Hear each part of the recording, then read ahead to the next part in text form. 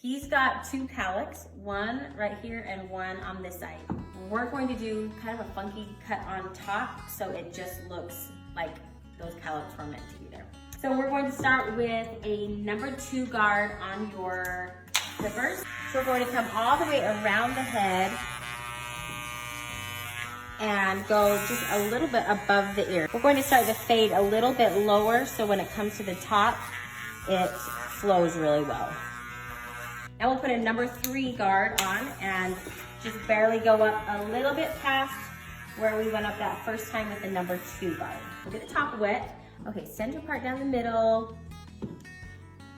Then I comb this hair up, and this will determine how long the rest of the top is. So once you've done the middle part, then comb that to one side and match the rest of the hair to that middle guide.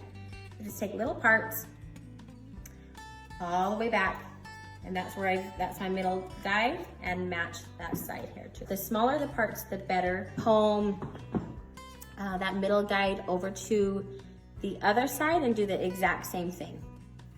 Little sections, pull it up and match this part with the part that you already cut, and just make that really even.